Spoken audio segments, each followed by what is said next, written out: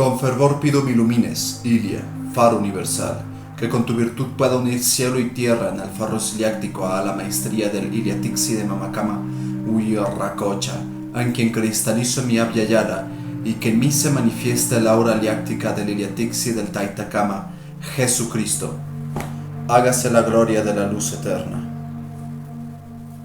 Alfa. ¿Cómo está su corazón de colibrí, mi gente preciosa? Bueno, hoy vamos a tratar el cuarto taller del segundo nivel, lo que sería equivalente al último taller del módulo de antropología. Como les había mencionado en el último taller, he decidido profundizar en la temática de la esencia vital, que es una forma de referirme a los aspectos culturales o folclóricos de un pueblo.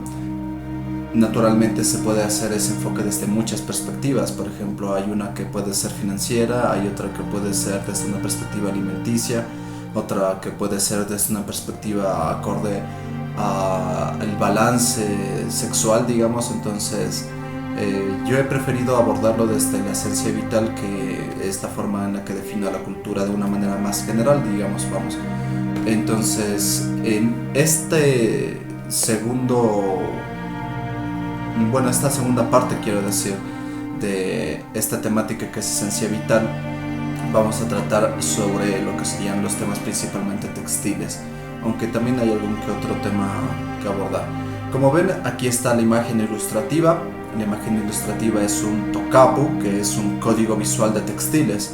Esto es interesante porque me di cuenta que no es algo extendido en el conocimiento público, y la verdad me parece súper indigesto que los ministerios de educación a nivel regional no compartan este conocimiento, pero es de esperarse porque los ministerios de educación pública a nivel internacional están cooptados por agentes que no les interesa un verdadero despertar espiritual y peor aún, explorar las raíces originarias de cada persona, ¿no? O sea, bueno,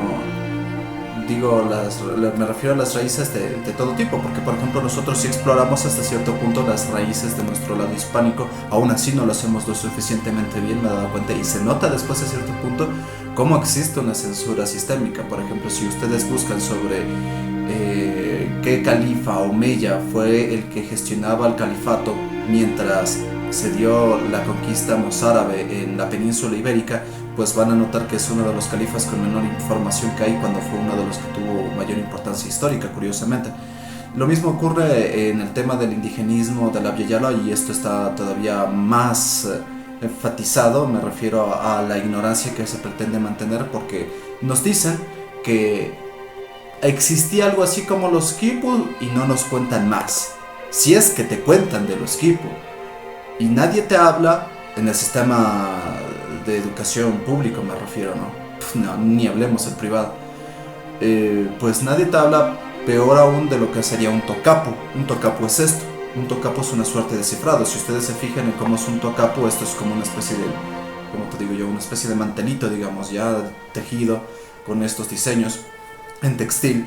Pero estos diseños no son meras alegorías divertidas. En realidad, si es que uno observa de manera detenida, notará que los tocapus transmiten información. Me he podido dar cuenta que hay tocapus que transmiten información de una manera bastante diversa, por lo que su interpretación parece bastante complicada, pero se da a entender que tiene una interpretación y no se da a conocer esto al público. En fin, no quiero amargarme mucho con el tema.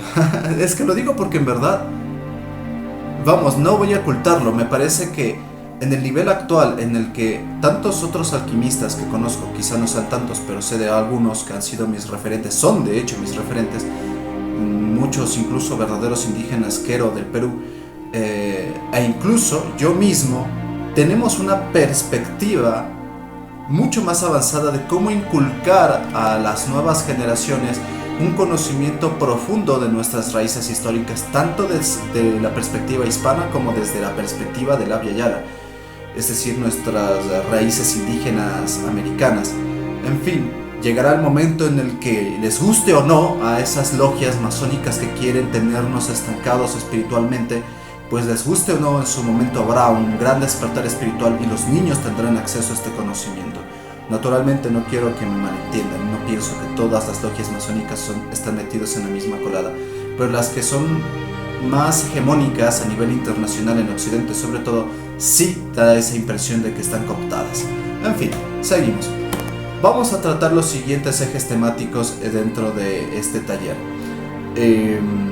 Bueno, aquí le dejé todavía la fecha. Esto fue de cuando realicé el taller de manera telemática con los miembros participantes que se inscribieron. Esto es algo que se me quedó un poco como costumbre dejarle, pero realmente me di cuenta que no vale la pena. En eventuales, ya no en lo que va de este nivel, porque ya todos los talleres, todas las láminas de este taller ya están listas, así que no voy a modificarlas, no es necesario.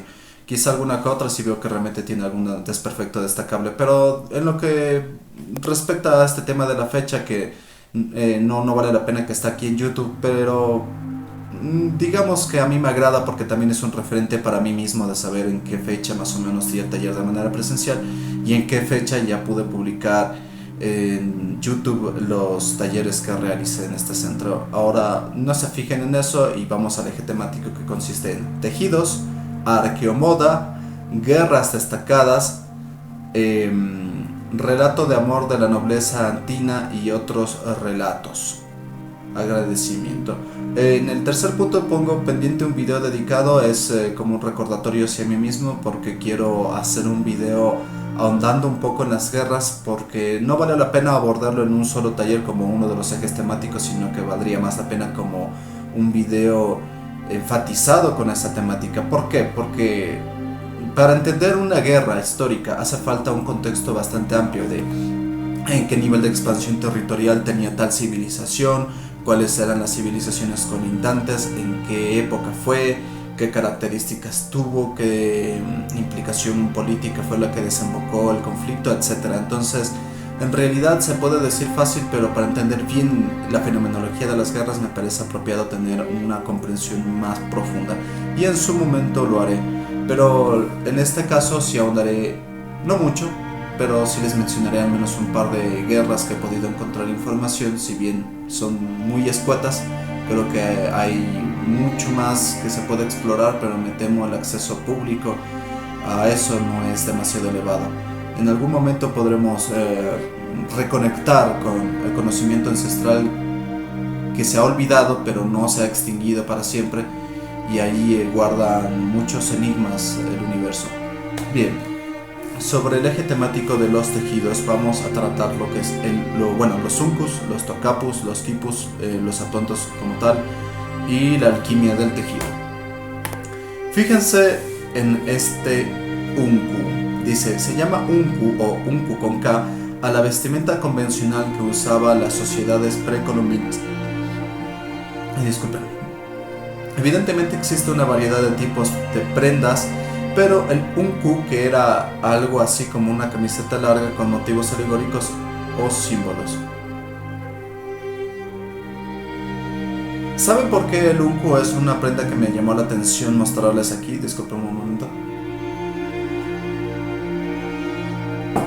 Porque el uncu en realidad es una vestimenta elitista, o lo fue. Y es que el uncu era básicamente prendas hechos con un tejido sumamente fino. Para que me entiendan, voy a usar un ejemplo que me parece lo escuché de el creador de contenido de un canal que se llama Piedras del Sol. Pero no estoy seguro si es que lo escuché de parte de él, pero en algún lugar escuché esta metáfora y me pareció funcionar. Tú cuando te vas a un país del Medio Oriente, todos tienen la misma vestimenta. Por ejemplo, Emiratos Árabes Unidos, todos tienen la misma vestimenta. No sé si la hayan visto, pero es una vestimenta blanca. No sé muy bien el nombre del atuendo, pero es esencialmente uno generalizado en la sociedad. ¿Saben qué es lo interesante? Que naturalmente en la sociedad existe la intención del estatus. Y yo no lo critico del todo, pero pienso que cuando se hace un énfasis morboso, ya exagerado, grotesco, el tema es algo despreciable, pero hasta cierto punto tiene sentido que también nos fijemos en los estatus, pero no en un sentido de, ay, ese tiene más dinero.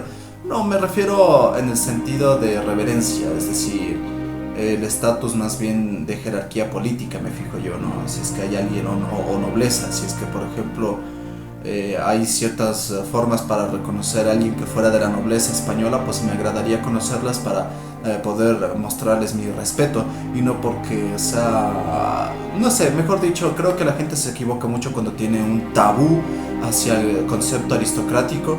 El problema del concepto aristocrático no es en sí la aristocracia, sino el fenómeno cultural en el que se ha vivido gran parte de los últimos siglos de la aristocracia mundial. Pero la aristocracia en realidad me parece un sistema que tiene sus méritos.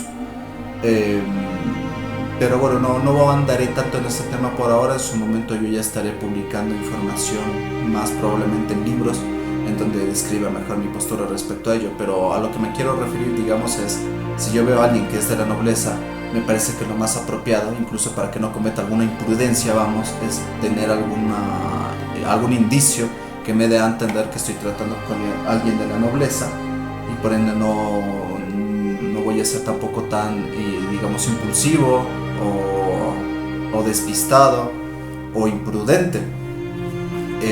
Bueno, en el caso de Emiratos Árabes Unidos hay una forma de distinguir a estas personas, y es que si bien el atuendo es igual entre todos los ciudadanos, la diferencia entre los que son, digamos, de alta jerarquía social es que el tejido de esas vestimentas es bastante más fino, mientras que el de las personas, digamos, con menos recursos o en un estrato social más vulnerable, tienen un tejido más grueso. Lo mismo ocurre con los uncus. De hecho, me he topado información fascinante de que hay uncus que eran hechos con,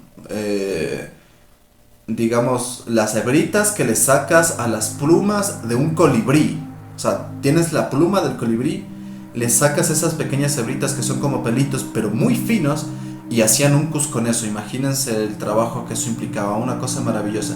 Sepan además que incluso cuando se iba a hacer alguna ceremonia en la que se sacrificara o se ofrendara a algún niño del imperio, del Tahuantinsuyo, a los apus de las montañas o alguna entidad universal, pues en la preparación para esta ceremonia a los muchachos elegidos incluso se les vestía con uncus, referenciando su divinidad, porque en realidad no es como que vente y eres carne de cañón para una deidad, más bien era algo muy ceremonioso, era en cierta forma un privilegio o una virtud.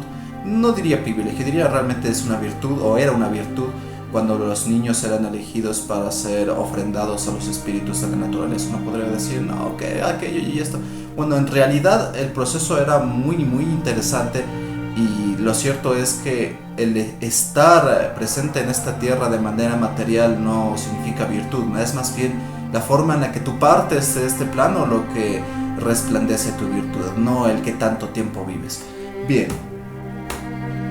Una cosita también sobre los uncus. He leído que habían quienes usan los uncus de algún fallecido para invocar su espíritu.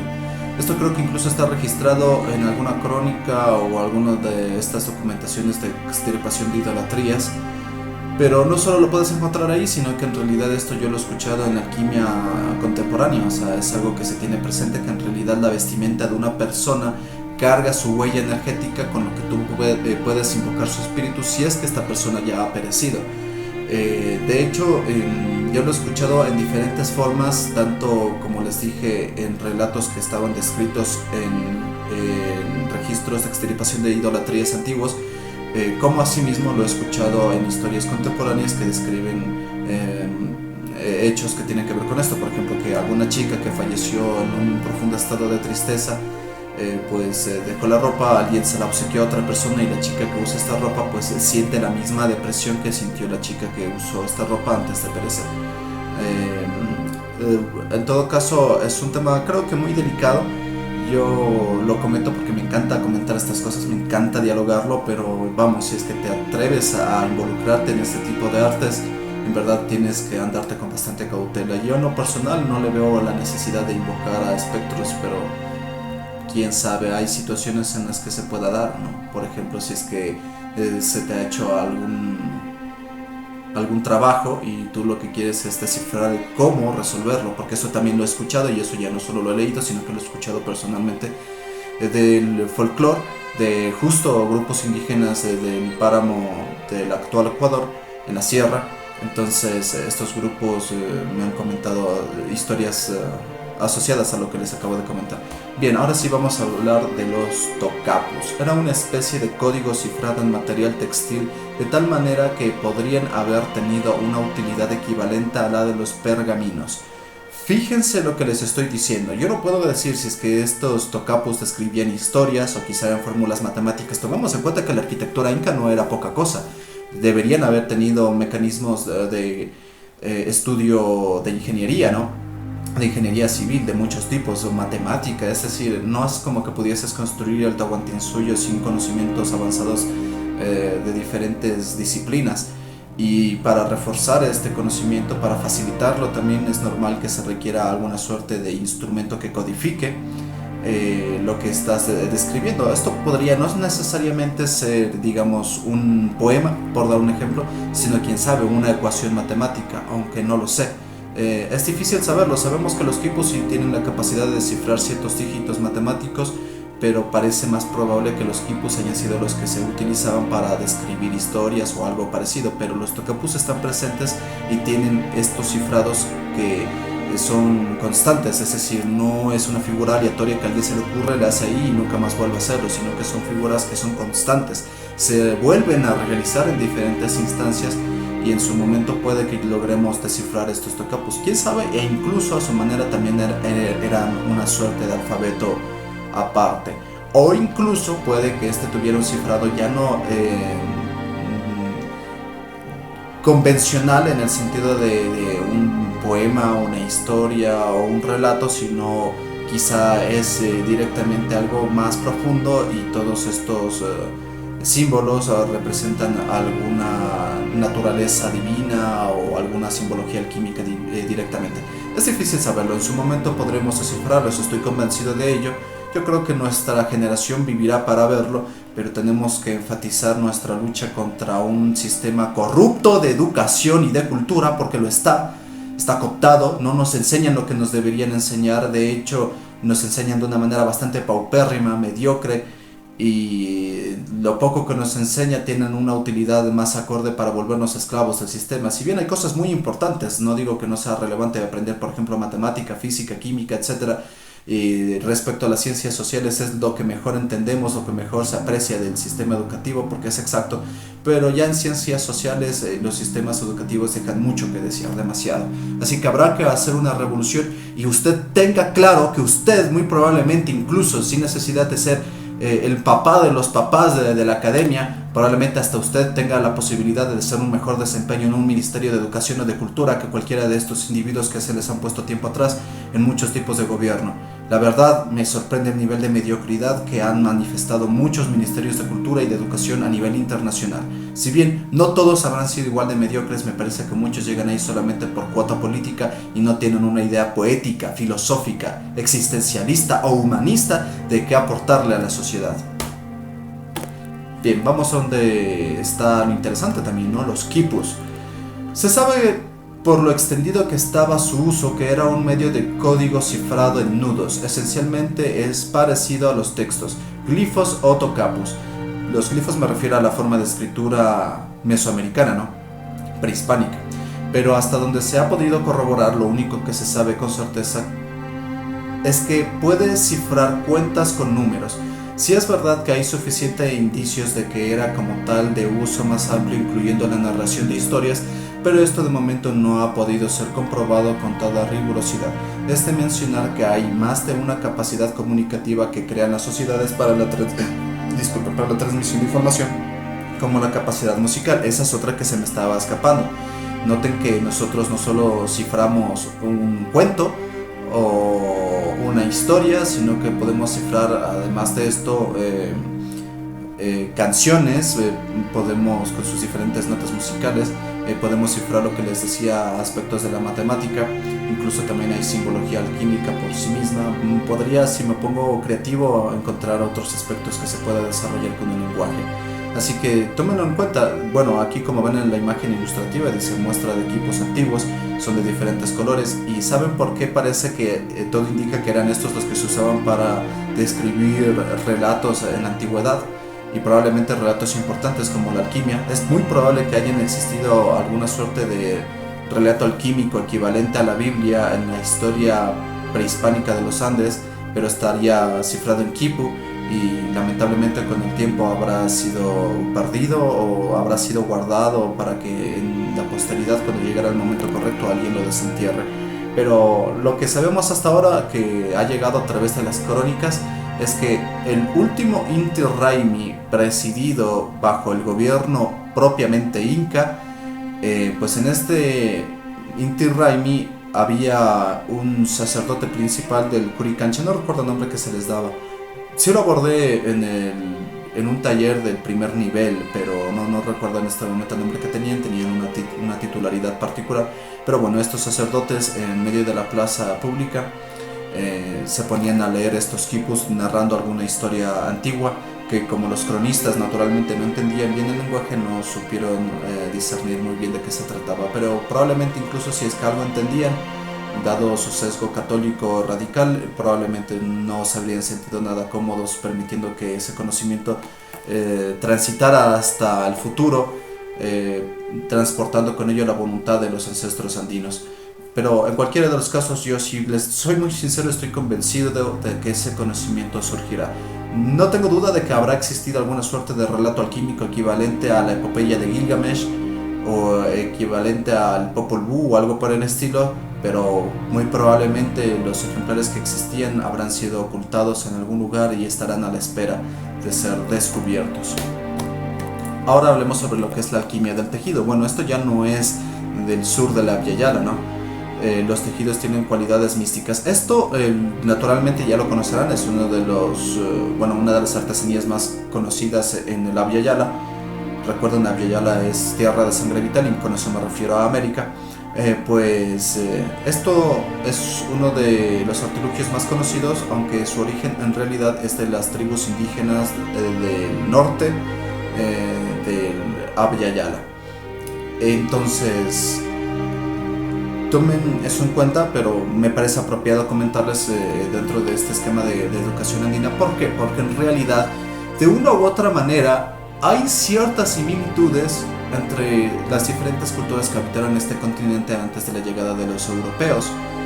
Entonces, si nosotros también observamos lo que han hecho las otras civilizaciones que han tenido también su conexión con su respectivo trocito de Pachamama en el que vivieron, pues podemos llegar a profundizar más en la comprensión macro de nuestras culturas en su totalidad.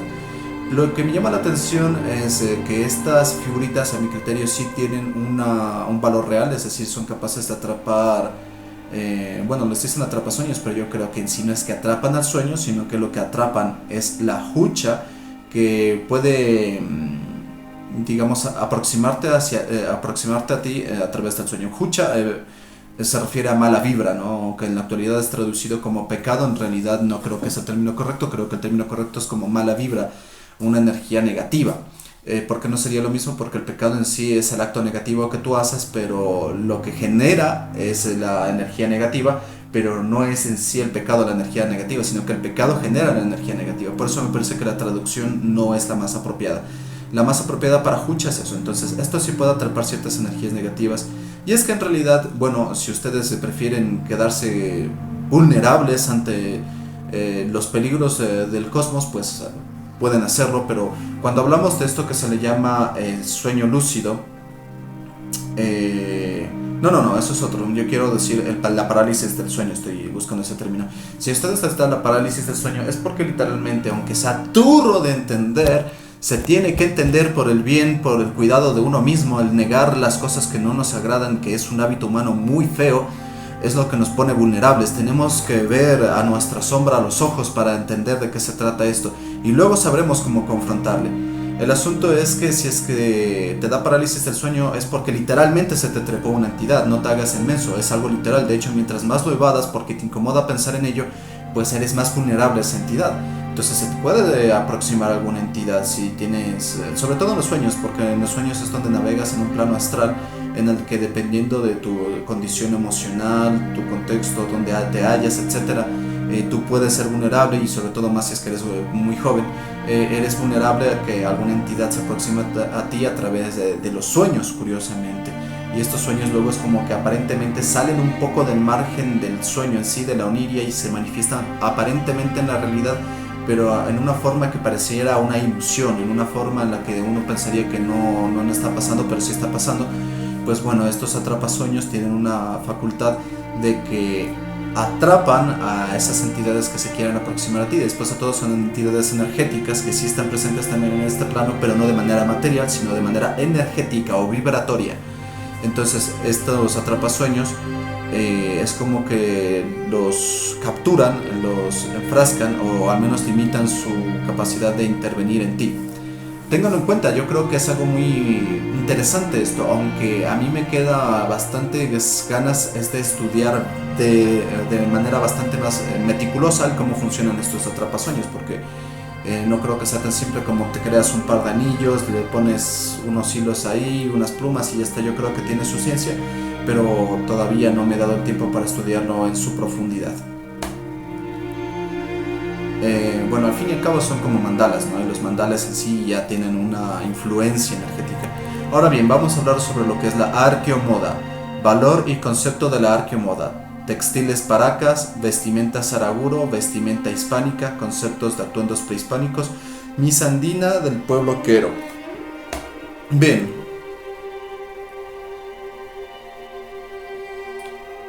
Aquí está arqueomoda, valor y concepto de la arqueomoda.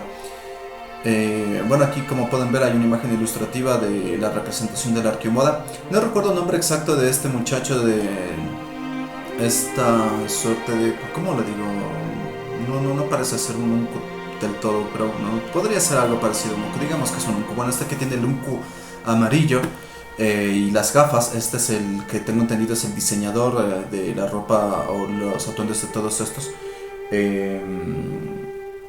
modelos que están aquí presentes, y es que él se dedica a hacer un diseño de moda pero inspirado en la arqueología. De hecho procura ser muy exacto cuando hace alguna representación histórica, pero me imagino que tendrá inventiva propia para algún que otro aspecto de rato en rato. Pero si es que se trata de traer a colación la vestimenta antigua, él procura ser bastante exacto y lo hace bastante bien. Me parece alguien admirable. No recuerdo su nombre como tal, pero su canal de YouTube se llama Las Piedras del Sol, si no estoy mal, y es un muy buen canal de YouTube. Yo se los recomiendo encarecidamente si les interesa estos temas andinos, etc. Pues bueno, lo importante de este concepto que él plantea, la arqueomoda, es poder, digamos, mediante la capacidad de regenerar la indumentaria antigua en la contemporaneidad, pues nos permite acercarnos a los aspectos simbólicos y profundamente alquímicos de la vestimenta de antaño. ¿Por qué lo digo alquímico? ¿Por qué hago tanto énfasis en esto? Porque en realidad he notado que cuando uno estudia la cultura indígena del Abya Yala, no puede evadirlo. En realidad su cosmovisión está íntimamente ligada a la apreciación de la madre tierra, a su conexión con los apus de la naturaleza en sus diferentes manifestaciones. En realidad es algo profundamente espirituoso, y de hecho eso es lo que me llama la atención de estudiar las culturas indígenas del Abya Yala. No me interesa tanto, digamos, saber de cómo realizaban un tipo de comercio y crearon ciertas rutas. Todo eso me interesa en realidad, pero lo que más me fascina es el tema alquímico. Y el tema de la ropa es importante porque hoy voy a permitirme dar una reflexión importante aquí. La ropa, en realidad, así como todo lo que nos rodea, todo tiene un valor simbólico. En realidad nosotros vivimos un poco ciegos ya en esta época, por lo que les comentaba de que los sesgos de los ministerios de educación y cultura son pero demasiado putrefactos. Entonces no notamos que en todo se practica alquimia, y la alquimia, digamos, es el arte del cifrado y el descifrado, pero con un nivel de profundidad, digamos, poético, vamos, ¿ya? Entonces... para mí hay alquimia, por ejemplo, nombrar a una persona, porque el nombre tiene un significado y ese significado se impregnará en la esencia misma de la persona, por darte un ejemplo. Es una forma de alquimia que hacemos todos, pero la mayoría lo hacen de manera inconsciente, más el que verdaderamente es alquimista hace lo que otros hacen, simple y llanamente lo hace siendo consciente y por ende lo hace de manera más sofisticada. Pues es lo mismo con la ropa. Esto me refiero a todo, ¿no? Todo. Yo me he dado cuenta, la arquitectura tiene aspectos alquímicos. Por ejemplo, yo vivo en un hogar que fue hecho a base del Feng Shui, que tiene que ver con el posicionamiento de hacia dónde sale el sol. Pues ahí tiene que estar direccionado una parte de la casa, hacia dónde cae el sol. Entre muchas cosas. Realmente todo en la vida es alquímica, todo. todo. El negarlo, el hacernos los mensos es como decir, me da pereza entender la profundidad de todo lo que me rodea, pero está ahí, está presente, todo tiene un significado real y aunque es legítimo creer en la perspectiva de lo casual, de lo aleatorio, en realidad es todavía más legítimo, pertinente y productivo notar que el universo en realidad sí funciona bajo el principio de la convergencia y la causalidad. Todo tiene una causa, todo tiene un porqué, todo tiene un significado intrínseco oculto. Ahora sí, volviendo al tema de la ropa, esto tiene que ver con la ropa porque nuestras culturas antiguas no hacían las prendas porque sí, las hacían porque tenían un significado. Solo ahora usamos prendas porque decimos, se ve bonito. O algo todavía más abominable es pensar en la ropa por concepto de estatus y fijarte en si es que tiene un logo medio estúpido, porque ni siquiera son muy simpáticos muchos logos de empresas célebres, pues tiene por ahí un logo medio estúpido, te da la idea de estatus, y las personas que son materialistas, miopes y escaldadas mentales, espirituales, van a ser las que se fijen en eso. Pero no me malinterpreta, tampoco digo que hay que ser así, o sea, muy, ¿cómo te digo? Muy filático con el tema. Yo mismo, como ven, estoy vestido de manera relajada, tranquila, normal, pero lo que no me agrada es que haya gente que se fija en el estatus de la ropa, o sea, tonterías que la gente se inventa. Lo que a mí me parece verdaderamente hermoso de la ropa es nación cuando tiene una implicación simbólica, tradicional, folclórica, cultural y alquímica. Eso incluso ocurre, por ejemplo, en los kimonos, ¿no? Que tiene la cultura japonesa, tiene simbolismo, tiene ciertos significados. Era lo mismo con la ropa de nuestros ancestros andinos. Tenían significados, no era ropa hecha al azar, todo tenía un significado. De hecho, se medía con bastante rigurosidad el arte textil. De hecho, era uno de los artes más apreciados y más desarrollados. Incluso habían quienes sugerían que quizá la mayor industria textil del mundo habrá estado posicionada en el Cusco a la llegada de los españoles. Incluso se dice que podríamos haber estado mucho más avanzado que los chinos en el nivel de producción de ropa en sus diferentes gamas y colores. Ahora hablemos sobre lo que son los textiles paracas, habiendo hecho ya la introducción sobre el aspecto simbólico de la ropa. Dice, el ropaje paraca se caracterizó por la capacidad tan variada de sus expresiones textiles. Miren, yo estoy convencido de que habían pueblos del Tahuantinsuyo que tenían una conexión espiritual muy elevada, como quien hablara de las culturas del Tíbet, en el sentido espiritual. Yo he visto cómo son algunos murales o ilustraciones hechas por monjes taoístas, budistas, bueno, del Tíbet, etc. Son ilustraciones muy convenientes para la comprensión de hechos alquímicos que no se pueden entender si es que uno no está iniciado en el arte de la lectura simbólica. Y se complementa con los relatos como es el Bhagavad Gita. El hecho es que muy probablemente nuestras culturas antiguas, como la cultura paraca, justamente tuvieron esta fenomenología. Habrán tenido respaldos en quipus o tocapus, en donde se interpretara textos antiguos, por ejemplo, algún texto, voy a dar un ejemplo hipotético, algún texto que hablara de qué ocurre después de la muerte, así como el Popol Vuh, que es el libro tibetano de los muertos. Pues algo parecido muy probablemente haya estado presente en estas culturas, y para reforzarlo, dado que no estaban habituados al arte de los murales, bueno, algo de los murales sí, pero más que nada no tenían pergaminos, no tenían libros en papel, entonces el aspecto visual lo complementaban de otra forma, y me da la impresión de que en gran medida lo complementaban a través del arte textil. Ahí es donde sincretizaban ciertas simbologías alquímicas que, por homologarlo en Asia, es lo que tú verías en alguna suerte de mural o libro ilustrado alquímico de las culturas asiáticas, ¿no? Tipo hindú, tipo budista, tipo taoísta, etc. Pues nosotros lo habremos hecho con estos tejidos. De hecho, los tejidos paracas eran muy destacables porque eran muy variopintos, tenían una simbología bastante llamativa, tenían colores destacados, es decir, tenían una cromática muy amplia, usaban muchos colores, e incluso tenían cierta extravagancia. Tengo entendido que habían llegado a ser hasta textiles de 30 metros de diámetro, por ejemplo. O sea, no era poca cosa, era todo un arte para esta cultura paraca.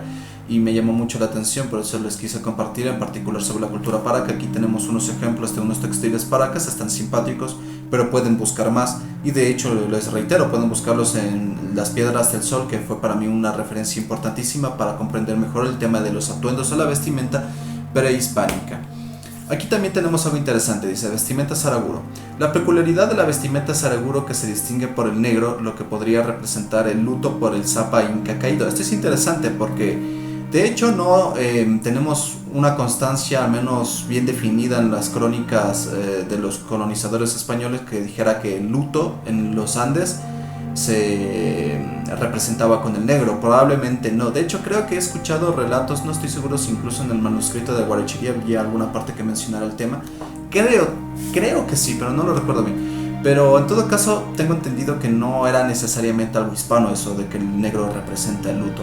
Probablemente esto es una hibridación, es decir, acogieron un aspecto cromático de la cultura hispana y lo transmitieron a través de su simbolismo textil en la vestimenta. Y es que para quienes no lo conozcan, el pueblo saraguro es uno de los pueblos del Ecuador más íntimamente vinculados al Incario, al Imperio Inca, dado que fue un pueblo que llegó a tener, acoger bastantes mitimas, y normalmente los mitimas eran dirigidos por unos caciques que eran directamente parte de las cortes incas, eran orejones. Es decir, los saraguros fueron gobernados en su momento directamente por nobles incas. Entonces en Saraguro se acentuó mucho las tradiciones incas, y esto se puede ver mucho en el ritual de la toma de San Pedro, o Huachuma o Aguacolia, depende de cómo lo quieran llamar. A mí me gusta más el nombre San Pedro, porque igual es un simbolismo bastante apropiado para el cactus. Pero bueno, en todo caso, la ceremonia del San Pedro del pueblo saraguro está profundamente ligada a las ceremonias ancestrales de los incas, lo que no ocurrió en todas las partes del país, que si bien llegaron a tener influencia en el Ecuador, no por mucho tiempo, en realidad fueron apenas unas pocas décadas, pero en ese tiempo sí se llegó a permear, o mejor dicho, se llegó a impregnar parte de la cultura inca, pero no en todos los lugares en la misma esencia, en el mismo nivel. Pero Saraguro sí fue uno de los más impregnados, porque sí fue un lugar en el que residían, en el que enseñaron, en el que guiaron gentes que eran originalmente miembros de la corte inca.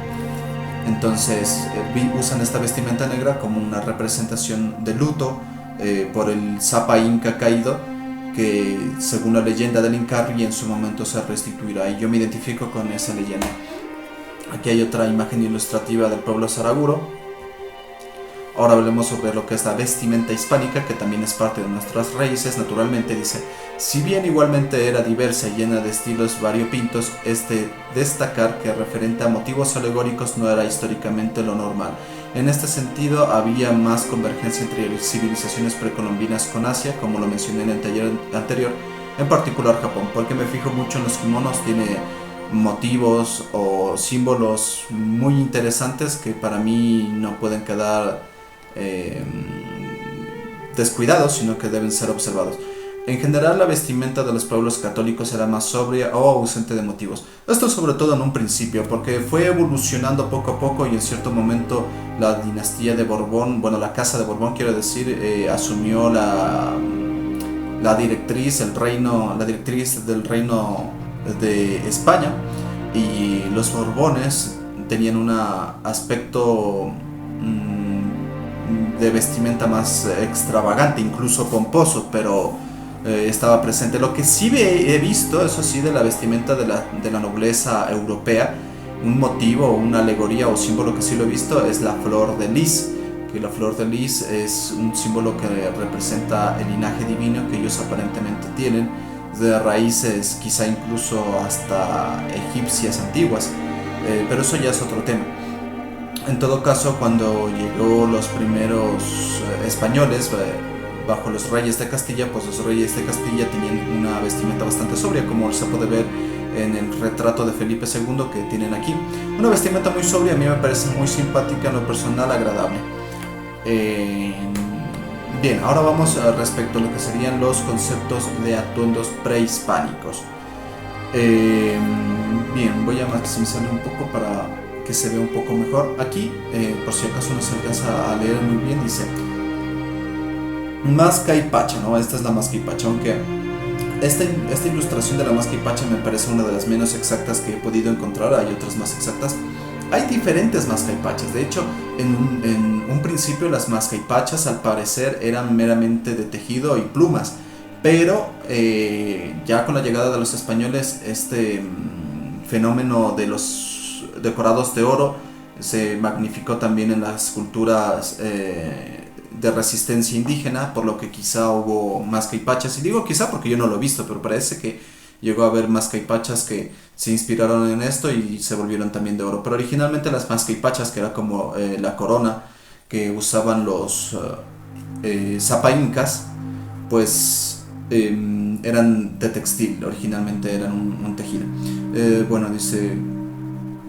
voy a leer lo que dice. Dice, con canutilios de oro que caen a manera de cerquillos, símbolo de poder imperial. También está esto que se le llama el Sunkur Paukar, que era una especie de cetro. Aquí está un poco grande. Yo los que he visto suelen ser más chiquitos, más o menos como una, ¿qué te digo yo?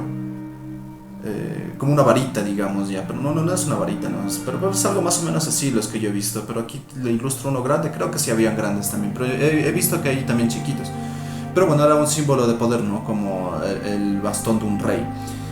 También tenían estos brazaletes y muñequeras de oro, que no tenían mayor alegoría, eran tal y como lo ven ahí. Está el umpu que les mencionaba, una vestimenta bellísima, muchas veces también guardando el sincretismo de los tocapos, ¿no? Manteniendo estos cifrados de tocapos. Bueno, aquí dice que se lo usaba como un cinturón. Bueno, habían también diferentes tipos de cinturón. Habrán habido quienes, bueno, me refiero, habrán habido cinturones que también tenían estos símbolos de los tocapos. Está Yacolia, que es lo equivalente a la capa. Está saxas. Dice saxas. Flecaduras, dice flecaduras con adornos de oro que adornan las rodillas. Son como estas, bueno, realmente dice flecaduras, no sabría qué otro término usar, no estoy muy familiarizado, pero bueno, estas cositas que están ya al final del tocapu tocando las rodillas, pues eso dice que son las saxas. Está también lo que serían las usul as, sandalias con aplicación de oro. En realidad no era muy convencional que se usara el oro. Aquí están viendo una vestimenta más propia de un noble, pero bueno, habían algunas que usaban oro, habían otras que más bien no. Habían sandalias de todo tipo propiamente, ¿no? En algún momento puede que haga un breve video, no haría un taller sobre eso, pero sí haría un video en el que exploro la variedad de sandalias o usut as que habían, porque con todo este tema me parece llamativo. A mí me fascina el tema del vestuario. De hecho, a mí me encantaría en algún momento trabajar como diseñador de ropa, pero yo tendría este énfasis que les comento, más de carácter tradicional, folclórico, cultural o algo por el estilo. O sea, me encantaría que tuviera un significado, una razón de ser la ropa que diseñara, pero me encanta el tema. Bien, también tenemos esto que dice ñañaca. En este caso sería como lo equivalente a la mascaipacha de las mujeres, pero no estoy tan familiarizado, no sé si es que esto era exclusivamente de la realeza o era algo general o incluso solo era de la cordia, no lo sé, pero bueno, es una suerte de tocado, digamos, para la cabeza que existía, y parece ser que también era hecho de textil. Dice liclia, que sería la mantilla pero para la mujer. Dice Tupayari, que sería prendedor de plata. ¿Cuál es el prendedor de plata? Ya parece que se refiere a estos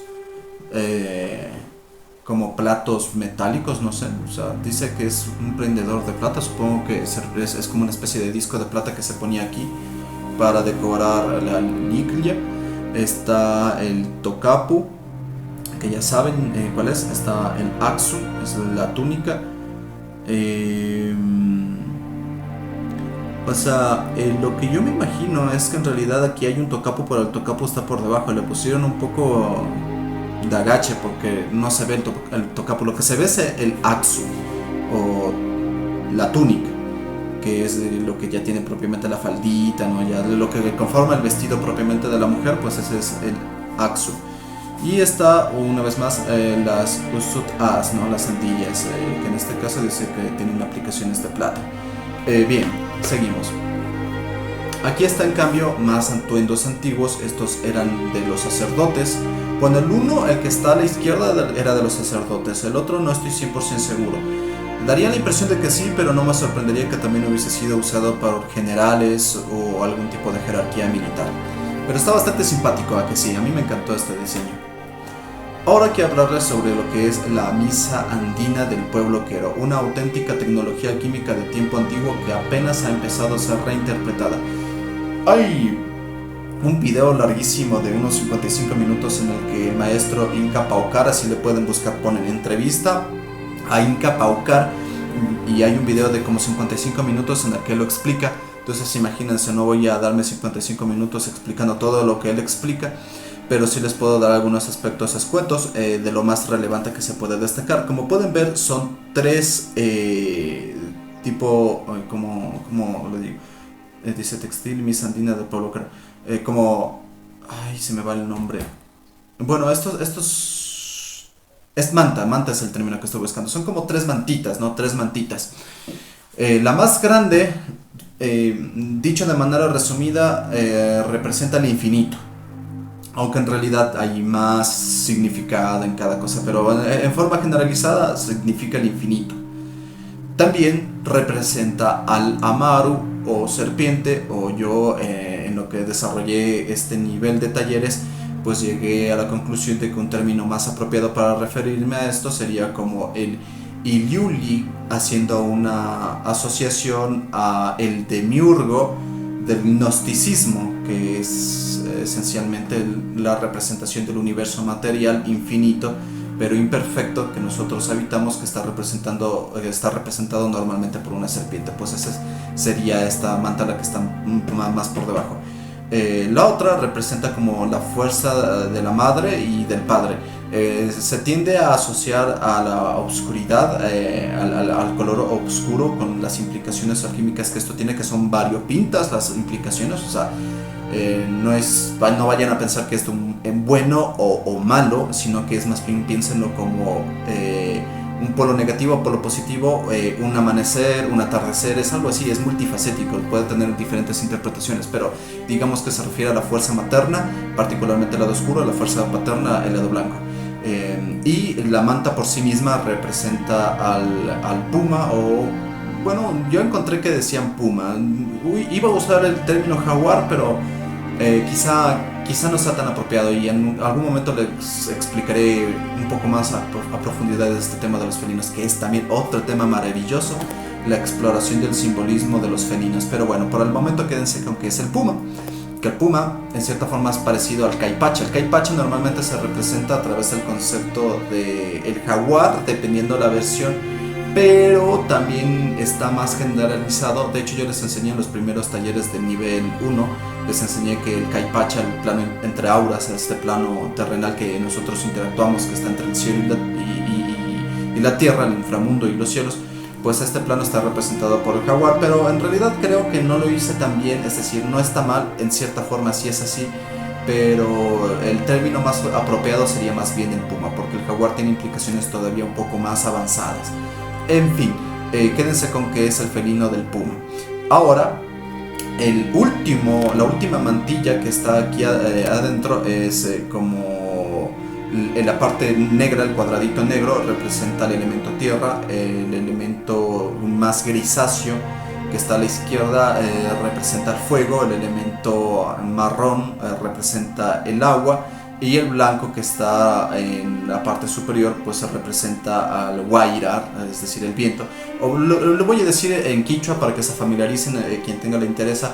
El negro sería Alpa, el gris sería Nina, el marroncito sería Yaku y el blanco sería Guaira, que es tierra, fuego, agua y aire. Y este representa al Kuntur o cóndor. También pueden ver que está como dibujado una especie de silueta o círculo. Esto no lo tengo tan claro, en realidad, de hecho no es que está dentro de la manta parece, sino que es como una especie de artefacto que le complementa, pero esto parece que se refiere es a este plano de conciencia, es decir, en este plano de conciencia transitan otros estados de conciencia, otros niveles o otras dimensiones incluso ya digamos, pero el hecho es que este por sí mismo es como un estado por sí mismo en el que otros transitan porque todo el universo interactúa entre sí, está interconectado, pero este plano material tiene su propia lógica, entonces me parece que este círculo es como el que encierra o el que delimita este plano terrenal que experimentamos de manera inmediata. Por cierto, que cuando les mencioné lo de la mantilla de abajo con el término Iliuli, que hace referencia a una serpiente que también se le denomina pudridora porque suele estar presente a veces por debajo de árboles ya marchitos de la Amazonía, pues bueno, yo les hice una asociación con el término de miurgo, pero porque normalmente la serpiente, la maru, tiene esa simbología, pero no necesariamente es eso, o sea, existe siempre la capacidad de tener un trasfondo que matiza algunos conceptos entre cultura y cultura, entonces no se queden tanto con lo que yo les acabo de decir. La piedra, en cambio, la que tenemos aquí son 4 piedritas, son como mecanismos de iniciación que se tienen, según vi un video de Paucar Inca, se da una por cada año.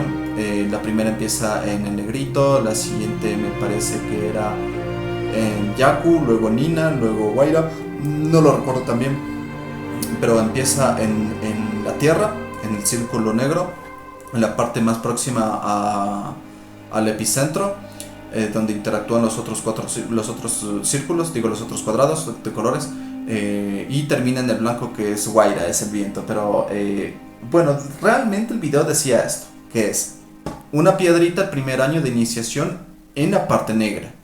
La siguiente es en el marroncito, que sería el Yaku, luego en el gris, que es fuego, y luego en el blanco, que es Guaira. Pero me quedó la duda de que quizá el propio maestro quizá se confundió un poco, porque al mismo tiempo explicó el orden de los elementos de la otra forma, ¿no? Que era tierra, fuego, agua y aire.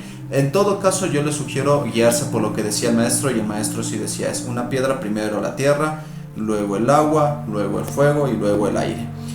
Con todo, igual como les dije, pueden buscar Inca Paucar, pueden buscar así, o Miss Andina, o Inca Paucar, o entrevista a Inca Paucar, y encontrarán bastante información.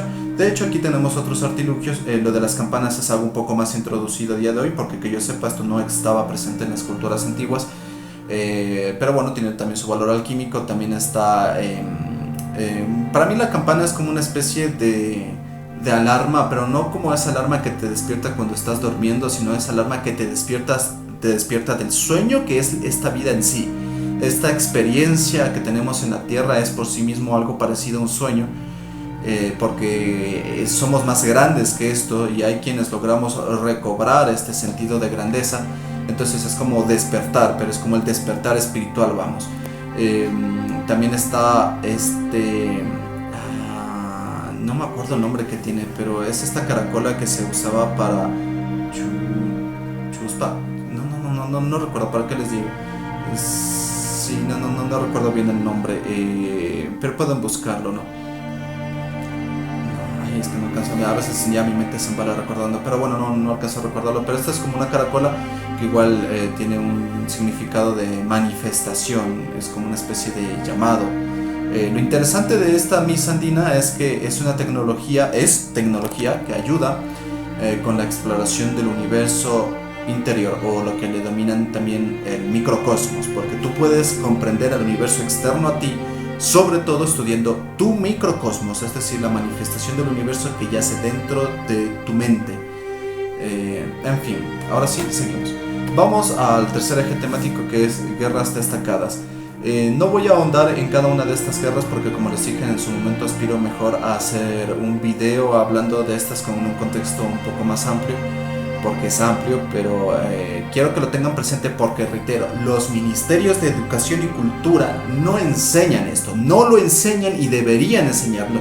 No es que, bueno, cada uno tiene su desempeño y vamos en el camino, no es su obligación, es su obligación. Y nosotros como civiles también tenemos la obligación, no de exigirles, de obligarles a la fuerza si es necesario a que nos enseñen estas cosas en el sistema educativo público, porque esto es nuestro conocimiento ancestral, esto es algo que debemos conocer. Esencialmente nuestros ancestros, nuestros antepasados construyeron el conocimiento, sí, en parte para ellos mismos, pero también para dejar ese legado a su simiente, a sus hijos, que como tal somos nosotros. Entonces, si nuestros ancestros nos ofrendaron estos conocimientos, ¿no?, la experiencia de vida en todos sus niveles, pues es nuestro deber también ser recíprocos y corresponder con el aprendizaje de estos saberes y transmitirlo todavía más. O sea, es una obligación civil, vamos, es una obligación civil. Imagínate tú fueras a China y resulta que los chinos no saben ni quién fue el primer emperador que fundó el imperio chino, que unificó sus reinos. Yo ya les hablé de eso en el anterior taller, es el que está enterrado junto a los guerreros o soldados de terracota. Qin Hushang me parece que es algo parecido.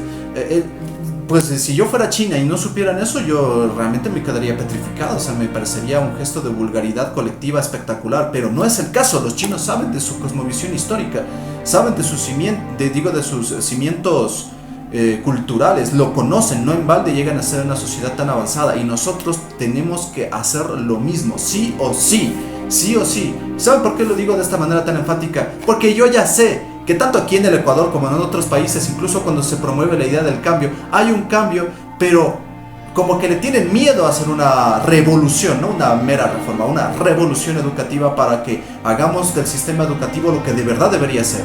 Que si se depura, si se mejora, sí, se puede mejorar, sí se ha mejorado. Creo que hay ciertas mejoras sistémicas de rato en rato, también hay ciertos decaimientos de rato en rato. Por ejemplo, en el Ecuador yo creo que ya no solo no mejoramos, aunque sea un poco, sino que ya estamos empeorando de manera agravada, pero digamos es algo que fluctúa. Pero no debemos conformarnos con la mera reforma. Tenemos que buscar una revolución absoluta en el plano cultural y educativo. Y ya, inmediatamente, no para mañana. Pues bueno, continúo con el tema. Dice: a continuación te presento la lista de guerras y conflictos andinos prehispánicos ordenados cronológicamente. Dice: periodo formativo, 1500 a.C. a 500 años después de Cristo. Dice que aquí hubo 2 guerras que se tengan constancia. Probablemente hubo más, pero estas son las que se tienen constancia. Dice: guerra entre los Chavín y los Waris, siglo VI a siglo... a ver, me imagino que se refiere a siglo VI antes de Cristo. Disculpen, ahí no me olvidé de escribir bien esa parte. Y va del siglo VI antes de Cristo hasta el siglo IV antes de Cristo. Sí se entiende, sí se entiende. Es que yo pensaba que iba a decir después de Cristo, entonces sabía que hacer bien la matización. Claro, es del siglo VI antes de Cristo al siglo IV antes de Cristo.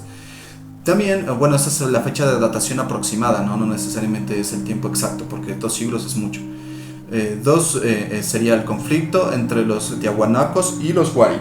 Siglo VI a siglo IX después de Cristo. Aunque me parece que aquí los términos no están tan bien empleados, porque el concepto de la civilización tiahuanaco no está bien definido. Es decir, la civilización tiahuanaco parece ser milenaria, parece llevar mucho tiempo antes incluso de la venida de nuestro Señor Jesucristo, pero mucho. Hablo de que quizá al menos más de un milenio. Entonces, como tal, los tiahuanaco, en la retrospectiva histórica actual, más bien es una especie de concepto civilizatorio muy difuso, que se prolonga durante un periodo de tiempo demasiado prolongado como para poder explorar de una manera más exacta las diferentes etapas de esta civilización. Pero bueno, en todo caso pensemos en la civilización tiahuanaco como quien piensa en una civilización a macro que evoluciona. Por ejemplo, los nazcas no siempre fueron nazcas, fueron otros pueblos antes, y más o menos es lo mismo con lo tiahuanaco, pero se usa el término ya de manera más genérica. En fin, ahora hablemos sobre lo que serían periodos de imperios regionales. Sería del 500 a 1438 después de Cristo. Dice en el primero, guerras entre los Wari y los Tiahuanaco. Bueno, es un refuerzo que se hace aquí, pero parece que esta guerra ya tiene un poco más de registro. Es decir, parece que hubo varios conflictos históricos entre el pueblo Tiahuanaco y el pueblo Wari, como quien dice, en el transcurso de los siglos, incluso ya casi milenios. Podemos hablar del conflicto entre el pueblo católico que ha tenido ocasionalmente con el pueblo islámico, ¿no? Es algo así, es algo constante que tiene más de una fase de crisis. Luego está los conflictos entre los mochicas y los chimú, siglo 9 a 15 después de Cristo.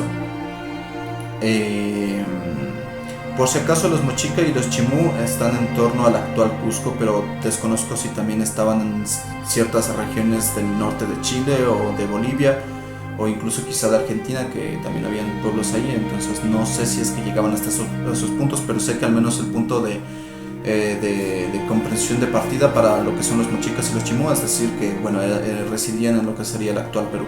También está guerras entre los nazcas y los Wari, entre el siglo 6 al siglo 9 después de Cristo. Está también las guerras entre los Wari y los chimú, entre el siglo 10 a 12 después de Cristo. No es muy diferente a la historia mediterránea, que es con todos contra todos en algún rato. También está el periodo incaico, que se le calcula de manera escueta de 1438 a 1533. No sé por qué se le dio ese año de datación. Estos datos, por si acaso, yo no me los invento, yo los saqué de la Wikipedia, que es la fuente más o menos más formal que puede haber respecto a la historia. O sea, hay aspectos de la cultura universal que no puedes encontrar un concepto estandarizado que sea demasiado puntual. Hay como más conceptos genéricos y algunos más o menos tergiversados, quizá algunos un poquito aposta, pero no lo sé con certeza. Pero bueno, yo creo que el referente, más que nada por su impacto social más generalizado, el referente más apropiado es Wikipedia. Es como no es la mejor fuente, lo sé, pero para conocimientos no tan bien delimitados en la historia es uno de los mejores filtros que se tiene. Bien, aquí existen seis periodos de crisis bélica que se conozca, o guerras. Está la conquista inca de los chimú, en lo que se le data a 1470 después de Cristo.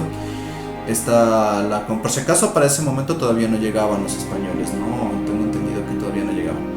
Está la conquista inca de los Cañaris, eso ya es en el actual Ecuador, en 1480 después de Cristo. Eso esto es un poco llegando a los momentos finales del imperio incaico, porque sí duraron todavía un par de décadas más, pero en comparación al dominio que se tuvo de otros territorios históricamente no fue demasiado tiempo. Dice 3, conquista inca de los Chachapoyas en 1480 igualmente después de Cristo.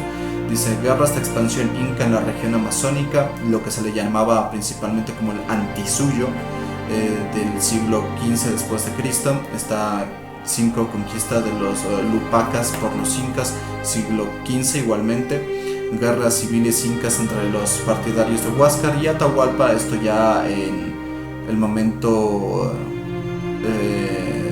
cúspide y último del imperio incaico, ¿no? Y yo, por si acaso, lo voy a seguir repitiendo para que se familiaricen. Prefiero usar el término incario para referirme al imperio inca en sí, y Tahuantinsuyo es el concepto que se refiere al mundo conocido por las civilizaciones prehispánicas, pero con un miramiento principalmente inca. O sea, sí es una cosmovisión principalmente inca, pero no únicamente inca. Y esto lo digo porque marcaba como la mitad del Tahuantinsuyo al Cusco, que era naturalmente la capital del imperio, ¿no? Por eso digo, pero en realidad el Tahuantinsuyo por sí mismo no era necesariamente el imperio, el nombre del imperio, sino que era más bien el concepto del mundo conocido por las civilizaciones de aquella época, que estuvieran sobre todo bajo influencia inca, ciertamente. Dice, periodo de resistencia y conquista española de 1533 a 1572 después de Cristo. Dice, primera guerra, guerras entre los Aymara y los Quechuas, siglo XIII a siglo XV después de Cristo. Conflictos entre los diaguitas y los incas. Por ejemplo, aquí los diaguitas es un pueblo que no lo tengo muy ubicado, la verdad. Del siglo XV después de Cristo. Y dice, en tercer lugar, dice guerras entre los mapuches y los incas, siglo XV después de Cristo. Es interesante porque quizá algunos hayan escuchado de los mapuches, ¿no? Que en este momento están... bueno, creo que ha bajado un poco el conflicto entre los mapuches y el gobierno chileno, pero estaba ahí un conflicto que tendía a desembocar en una intención, al menos de secesionismo, pero parece que con el tiempo se ha apaciguado. Sobre los yeguitas, dice, los yeguitas fueron un pueblo prehispánico que habitó las regiones de Coquimbo y Copiapó en Chile y en el noroeste de Argentina. Se dedicaban a la agricultura, a la caza, a la pesca, a la recolección y la alfarería. Ya, para que lo tengan presente, ¿no? Porque a mí me queda un poco la duda porque como les digo, o sea, cada conflicto tiene un nivel de profundidad avanzado, es decir, hay civilizaciones de las que no tenemos una comprensión para nada avanzada. Por ejemplo, apenas conocemos el tema de los mapuches que les mencionaba, y la verdad de lo que conocemos es más bien poco. Sí, todavía queda este párrafo. Dice, es importante tener en cuenta que las fechas exactas de algunas de estas guerras y conflictos pueden variar dependiendo de las fuentes históricas y arqueológicas, es lo que les mencionaba. Ahora hablamos sobre lo que es el cuarto eje temático, que dice relato de amor de la nobleza antina y otros relatos. Bien, el primer relato es la romántica historia de Quiliaco Yupanqui y Coti Coiliui. Quiliaco Yupanqui era hijo de Atahualpa y Coti Coiliui es Quiliaco, permítanme, porque como son nombres, o sea, no estoy seguro si es que sí le estoy diciendo bien. Si no lo estoy diciendo bien, es mejor investigar. A ver, permítanme un momentito. El capitán del ejército de Atahualpa sí estoy en lo correcto. Solo que estos nombres no me permiten distinguir tan fácilmente entre hombre y mujer. Entonces, bueno, ahora sí. Quiliaco Yupanqui era el hijo de Atahualpa y Coti Coiliui, en cambio, la hija de Huáscar. Sí, eran primos. Aunque quizá no necesariamente, ya les voy a explicar por qué. Bueno, digamos, en el conocimiento generalizado que se tiene de Huáscar y Atahualpa, resulta que eran hermanos, ¿no? Bueno, medios hermanos, porque Atahualpa era más bien descendiente de las dinastías oriundas del norte del Ecuador, y Huáscar era ya propiamente más vinculado a los linajes originales o más puros de la nobleza inca del Cusco.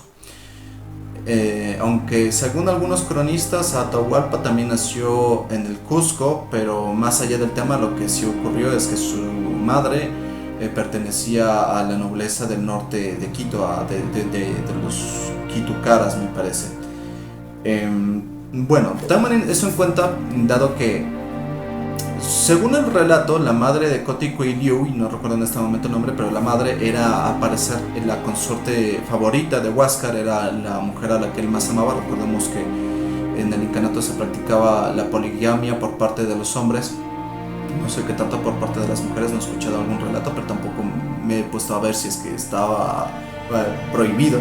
Como también probablemente si es que existía alguna especie de estructura constitucional, habrá estado sincretizada en Tocapos o Quipus y ya habrá sido destruida, entonces no tenemos un registro de qué delimitaciones o reglamentos jurídicos tenía el incario, ¿no?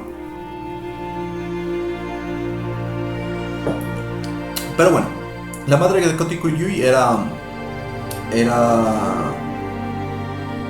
la mujer a la que más amaba a Huáscar. Entonces las otras mujeres tenían celos de ella. Entonces, dado estas conspiraciones que se suelen dar entre las cortes, ella, por temor a las demás parejas de Huáscar, o consortes de Huáscar, ese es el término que estaba buscando, a las demás consortes de Huáscar, por temor a ellas, pero también no necesariamente solo a ellas, sino por otras situaciones que pueden darse dentro de una nobleza, ella decidió encargar a su hija Coti Coiliui a otra mujer que igual, digamos, estaba inmersa en los quehaceres de las cortes incas en el Cusco, pero le hizo pasar a ella como por una sirvienta, a Coti Coiliui.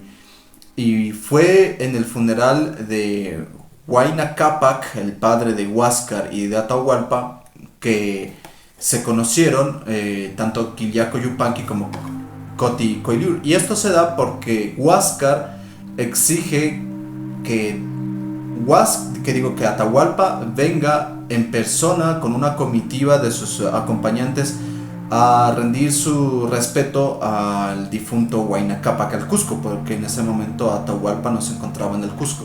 Pero Atahualpa se rehusó. Lo que se hizo es enviar una comitiva que iba encabezada al parecer por Quillaco Yupanqui, su hijo y uno de los comandantes de su ejército. En ese momento Huáscar quedó enfurecido y él decidió que en efecto habría que tomar una reprimenda fuerte contra Huáscar.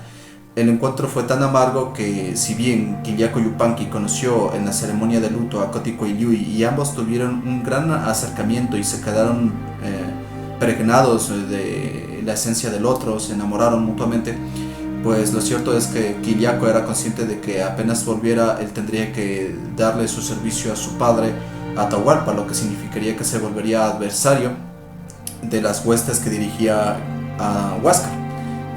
Claro, en este conflicto por el trono, ¿no? Entonces ellos pactaron que pese a todo se amarían y que cuando hubiera posibilidad tendrían reencuentro y podrían amarse, ¿no? E incluso llegar a un matrimonio. Bueno, después de esto ocurrió todo el conflicto de la guerra civil inca, llegaron los españoles y fue solo cuando ya estaba el imperio bajo dominio español que uno de estos, no recuerdo tampoco el nombre, pero uno de los que eran uno de los principales dirigentes españoles, fue el que aprobó eventualmente la unión de Quillaco Yupanqui y Coti Coiliui. Lamentablemente luego parece que hubo alguna conspiración contra Quillaco Yupanqui, es algo que no se ha esclarecido del todo bien en la historia, pero tengo entendido él murió. Entonces Coti Coiliui quedó viuda y terminó siendo desposada por el mismo español que les había dado la aprobación para su matrimonio. Una historia interesante, y yo les converso esto es para que tengan también ciertas bases para comprender culturalmente, folclóricamente, en lo que respecta a la bohemia o el romance, comprender también, tener una asociación también de nuestras culturas prehispánicas andinas. Bien, ahora hablemos sobre lo que es sobre la desaparición de Huayna Cápac, y esta es otra parte interesante, y esto es algo que se menciona en los manuscritos de Huarochirí. Resulta que según los manuscritos llegó un momento en el que Huayna Cápac fue hasta la tierra alta de los Andes, aparentemente al lago Titicaca, y ahí incluso acordó con Huiracocha que habría un evento. Pero antes de llegar al evento, lo que él pidió, me refiero a Huayna Cápac, le pidió a sus cortesanos que fueran hasta las tierras bajas de los Andes, lo que sería la actual costa del Perú, y allí otros miembros de la dinastía o de la familia le entregarían al primer cortesano que llegara una mujer con la que Huayna Cápac se desposaría, una mujer digna de su pureza, digna de su sublime iluminación. Entonces fue el que se le denomina, según el libro, se le denomina el que era animado por la paloma.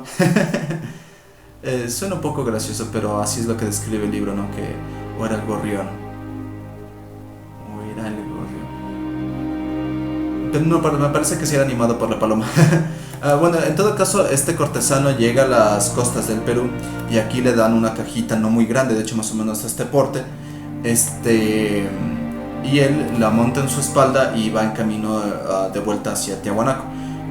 Ya a la altura de Cusco, a él le da curiosidad ver qué hay en la cajita, entonces la abre, y apenas la abre ve a una mujer muy chiquita, de una tez profundamente blanca y muy hermosa, pero esta mujer, así como la ve, ¡pac!, desaparece.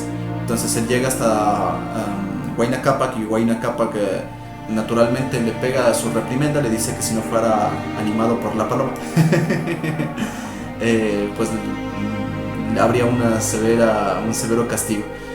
Creo que incluso el libro lo daba a entender como que incluso podría correr riesgo de pena capital por su desobediencia, pero bueno, no es algo que tampoco sea muy relevante. En todo caso, lo que hace Huayna Cápac es enviarle de nuevo a hacer la encomienda, pero que esta vez no abra la caja. bueno, él va a las costas del Perú, le dan la caja de nuevo, él, en el camino se da cuenta que apenas él tenía hambre, es como que Pac se animaba o se le aparecía la comida. Él tenía sueño y Pac se le animaba mantas para que él pudiera dormir. Y así fue durante todo el trayecto hasta que logra llegar a Tiahuanaco. Y en Tiahuanaco él le da finalmente esta cajita con la mujer a Huayna Cápac. Y ahí se describe que Huayna Cápac, en una reunión con Huirracocha, acuerdan trazar, mejor dicho, una línea en la tierra. Y Huayna Cápac dice, yo miré por aquí y ya no nos veremos más, tú tendrás que irte por el otro lado. Yo lo entendí como que el uno se iba hacia Lucupacha y el otro hacia el Hananpacha a través de las chincanas que hay en las islas del lago Tiahuanaco. Digo Titicaca, no, más bien quiero decir del lago Titicaca. Pero no, es un poco ambigua la descripción del texto, ¿no? Después de todo, pero es más o menos la impresión que me quedó y me pareció algo muy interesante porque al mismo tiempo el libro de los manuscritos de Huarochirí describe que podría haber sido que después de esto ocurrió lo que incentivó a la guerra civil del Incario, y es que Huayna Cápac, antes de partir, le encomienda a uno de sus cortesanos más cercanos, le dice, ahora tú volverás al Cusco en mi nombre y tú dirigirás como si fueras Huayna Cápac.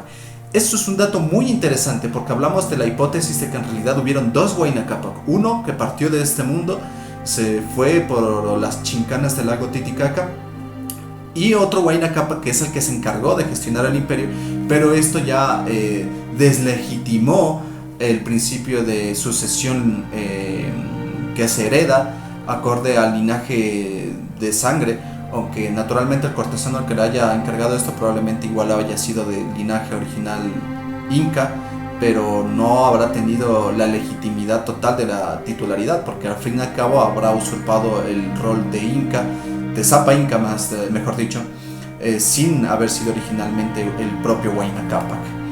También tenemos esto que dice relatos alquímicos del Cápac solar. Esto no es una historia en sí que les quiero comentar, sino es una reflexión. Piensen, cuando hablamos de lo que se le denomina generalmente como mitología, aunque a mí no me agrada el término, en realidad lo que estamos hablando es de lo que yo denomino un relato alquímico. Yo lo denomino así. Es un relato alquímico porque está sincretizado, típicamente suelen estar sincretizados y guardan conocimientos profundos de cómo se originó el universo y de cómo nosotros llegamos hasta aquí. Algunos relatos guardan más o menos información, pero es como información prohibida en la historia, ¿saben? Es como información que no todos o pueden o quizá deban tener acceso. Quizá no ha sido el momento correcto para muchos, quizá hay algunos secretos de la historia que no deben ser revelados para los ojos y oídos codiciosos, pero el hecho es que un relato alquímico es esencialmente el constructo primordial de un pueblo, de cómo percibe su cosmovisión, de cómo percibe su origen, de cómo percibe su desarrollo, de cómo percibe la esencia misma de las tradiciones que engloba al pueblo. En el caso de los incas, por ejemplo, existe este relato que dice que Mama Oclio y Manco Cápac salieron del lago Titicaca y fueron en busca del Cusco. También hay otro relato que habla de los hermanos Ayar. Es un poco diferente. Me parece que el de los hermanos Ayar se aproxima más a la realidad. En este caso habla de que salieron de una cueva algunos hermanos, luego encerraron a otro en una cueva, algo así, pero eso no lo tengo tan presente en la mente. En su momento quiero hacer un video en el que hable sobre el relato solar inca, pero será cuando ya tenga un conocimiento más vasto sobre el tema. Ahora también pongo el término Cápac solar porque en realidad Cápac es como soberanía, o se puede decir un poco también como voluntad, pero más me parece parecido a la soberanía, a ejercer un principio de libre albedrío o ser elegido o algo así. Es como soberanía. Yo creo que el término más apropiado dentro de nuestras cosmovisiones para entender el término Cápac es soberanía. Luego está el legendario Tupac Yupanqui. Este es espectacular, yo ya les he hablado de él en más de una ocasión. Me parece que es aquel... Para empezar, él cuando estaba en el vientre de la madre, la madre escuchó una voz que era la de Pachacamac, la entidad Pachacamac, el Rirpucamac. Bueno, todavía no les he enseñado sobre el término Rirpucamac, en su momento les enseñaré, pero hablemos de que era una entidad que residía en las costas del Perú, del actual Perú, y cuando Tupac Yupanqui estaba en el vientre se le manifestó. De hecho, creo que ni siquiera es que fue el Tupac Yupanqui, sino que es que, o sea, no es que ni siquiera se le manifestó Pachacamac a la madre, sino que fue Tupac Yupanqui el que habló desde el vientre y le dijo a la madre sobre Pachacamac y la ubicación donde estaba. Fue cuando él ya llegó a la adultez que la madre le conversó esto, y entonces él partió en búsqueda de esta entidad y en efecto lo halló en las costas del Perú. Luego se creó un templo en torno a Pachacamac y quedó como una tradición inca rendir tributo a Huiracocha en lo alto de los Andes, y en las costas rendirle tributo a Pachacamac. No solo esto, sino que Tupac Yupanqui fue espectacular porque él fue uno de los que llegó a expandir también bastante el imperio en diferentes regiones, pero uno de los aspectos que más se destaca, al menos yo lo destaco mucho, es que es sobre él que se trata la hipótesis de que él quizá logró llegar a Rapa Nui o las Islas de Pascua, como lo conozcan, y tuvo un intercambio cultural ahí, e incluso trajo gente de Oceanía que era particularmente mucho más oscura de test de lo que eran las tribus locales del Abya Yala, como registro. Y esto tiene ciertos registros, ¿no? Incluso se trajo otros artilugios que representaban este hecho, ciertos tesoros, digamos, ¿no? Entre otras cuestiones. Entonces es uno de los incas más destacados. Yo diría que sí hay indicios de que la cultura de Rapa Nui está conectado con la cultura inca antigua, pero como les he dicho, hay gente que discrepa con eso. Creo que es legítimo discrepar, solo fíjense si es que esas personas tienen alguna especie de sesgo emocional o alguna amargura interna, porque lo digo muy en serio. Yo, las pocas personas que me he topado que intentan refutar este hecho, lo han hecho con un carácter, con una forma de expresarse que a mí más bien me hace no solo desconfiar de sus argumentos, sino de ellos como personas. Y bueno, eso es todo. Ha sido un gusto, una exquisitez compartir con ustedes. Bueno, no se ve la lámina todavía, pero ya estamos en la lámina que es agradecimientos. Ahí está, ya sumó. Bueno, eso ha sido todo. El video me salió más largo de lo que esperaba. Siempre apunto a procurar hacer más corto el video, pero me embalo explicando estas cosas. En fin, la verdad me siento muy feliz ahondando en este conocimiento. Es algo que a mí me resulta grandioso, así que por acompañarme en esta ocasión, pues Yupa y Chani, espero que tengan un excelente día allí donde estén. Y bueno, espero que les haya quedado el interés para ver otro taller, y ahí nos veremos eventualmente en otro espacio. Así que pasen muy bien. Alfarrús.